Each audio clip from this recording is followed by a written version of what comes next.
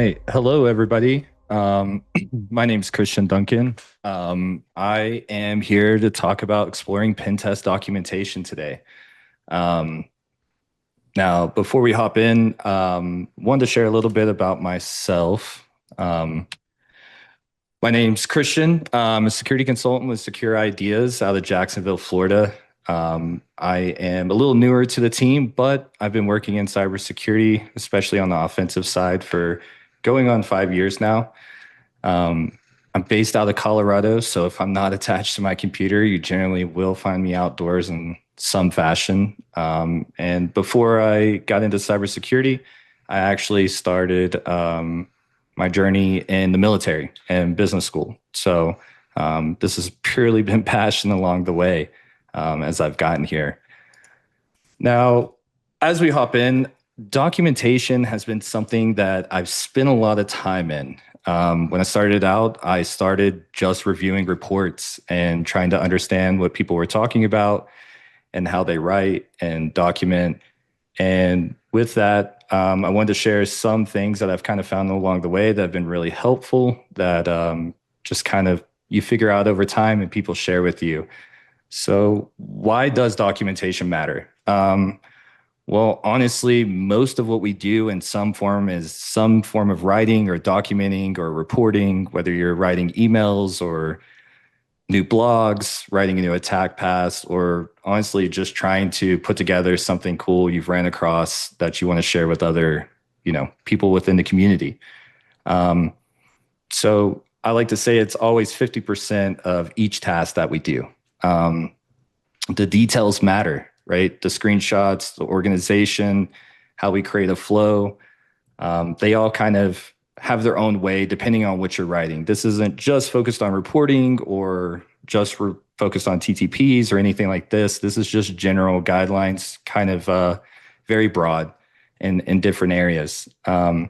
Because at the end of the day, whatever we write, it helps us make a decision in some form, whether that's us as an individual researcher or if it's a client that you're working with. So all these skills kind of apply in multiple areas. Um, so what are some tips and tricks?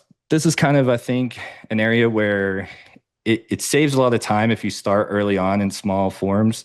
Now, some of these are a little more guided towards reporting, but really comes down to even how we write a report when we're in grade school, right? We create some sort of structure, some sort of flow to kind of build that out over time and, create structure to it. So writing as you go, taking a quick note, why did you do this? Will save a ton of time later on. We've all been caught from time to time when you're working on something and you wish you had that screenshot or had just taken a little more notes and you got to go back and find that. So starting out as you go, writing in the first person, you did whatever you're working on currently. You're actively working towards that and it's in the present tense. This isn't something that happened later on. You're doing it now. So I like to write in the first person a little more as I go, and that's new for me. We're always growing in documentation as we write reports and stuff and getting better. So writing in the first person in my notes is something that also saves a little bit of time later on. Pictures are not a bad thing. Screenshots do matter. We'll get into that a little bit more in the next few minutes, but taking a screenshot, even if you don't use it, it's just sometimes good to reflect back on. And maybe it helps piece together something that you do have a small gap in what you wrote, and you can kind of bring that back together.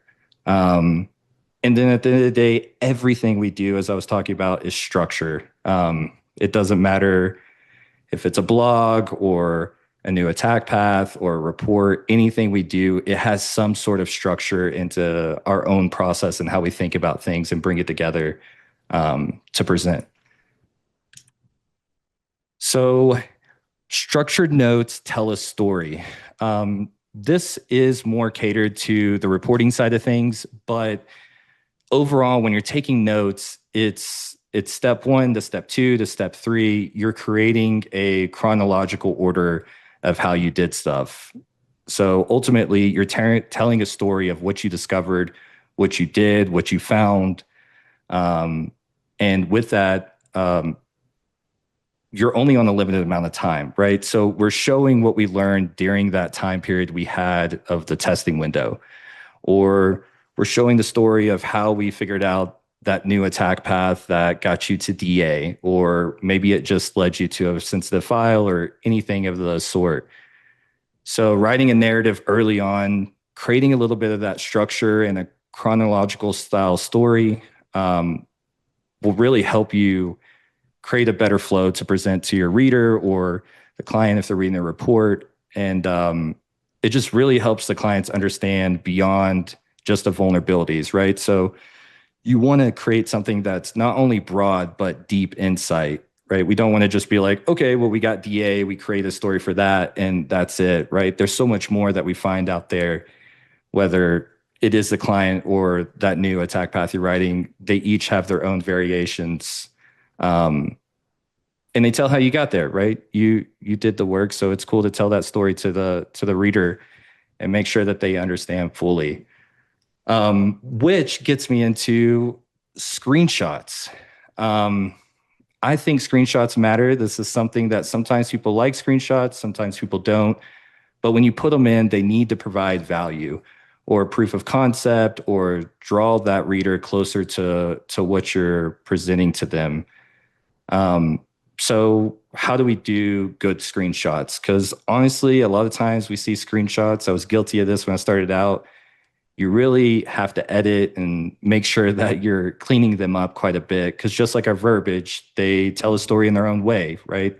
If we're writing up a blog and we add screenshots of stuff, that pieces together the paragraphs that came before that. Or if you're explaining something to a client, sometimes it just helps create a deeper proof of concept for them without having to read a lot of verbiage. So make sure that when you capture that screenshot, you only show the proof of concept and what is needed, right? You don't always have to do a giant screenshot or a tiny screenshot, but you want to capture the pieces of words and lettering that you only want the reader guided to. So sometimes you'll see where they have little extra letters on the edge, or maybe the screenshot is just off centered a little bit. Those fine details start to add up and they do start to matter. And so shrinking down that screenshot to make sure that it's formable and clean and concise is it's very important. Along with that, you can put a little box around what you're highlighting or drawing the attention to for the reader. I like to use little red boxes. That's usually pretty common for most places to use red boxes, but it could be arrows, or maybe you type up little words within that. The screenshots are still telling a narrative of what you're trying to present to your reader. So every screenshot, if you're putting it in, it should show some form of proof of concept of what you're trying to portray to that reader. We don't just add them in to add in. So if they don't provide value on the opposite side, then you don't have to put them. Now, with documentation, as you're taking notes during your test or whatever you're working on, I do think those screenshots provide value when you're looking back on that to kind of build things out, as I was talking about before, but they're not the end all be all for everything in a report. And then the worst of all is the pesky cursors. We tend to get caught with them. I'm sure we've all had something reviewed in some form, and there's a cursor that sneaks in. Trying to eliminate some of those things and be conscious of, sure, they might not, get in the way of what the reader is looking at or anything, but still making sure those are clean and not having extra things in them to distract the reader. It provides a lot of clean and perception, clean reports and perception to the reader at the time. So if they're in there, just remove them, grab the screenshots again.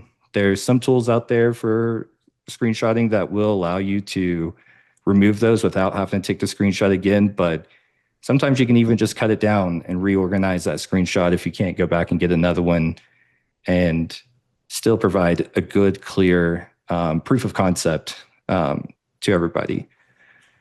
So the next we have is, why does it matter? So this is kind of bringing the little details together, the screenshots, the structure, the writing as you go, everything you do.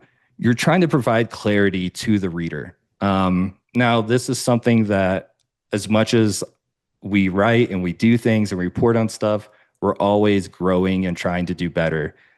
Seems to be a skill we do all the time on a daily basis, but never able to fully master.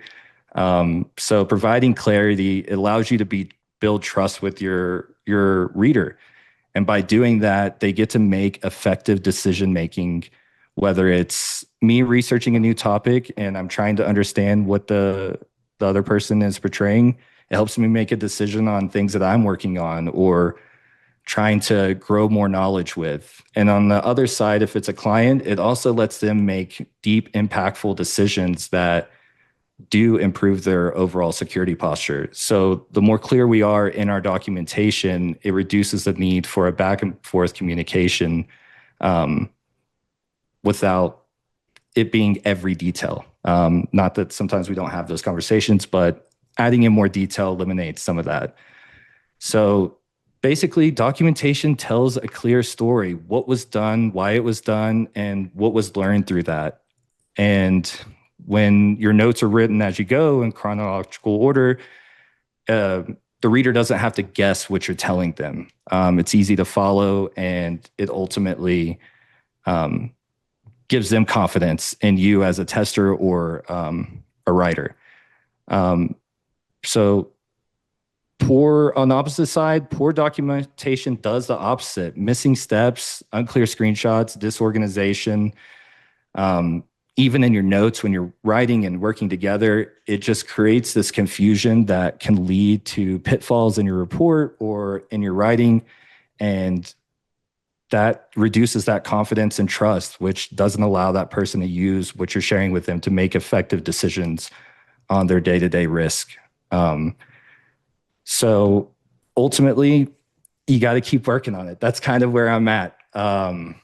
We just constantly write, we improve, we ask people to review our stuff and take more notes. It's better to have a little more than a little less always. But yeah, that is kind of a quick breakdown of exploring documentation on a little bit on the reporting and how we write personally. And yeah, it's been awesome to share with you guys.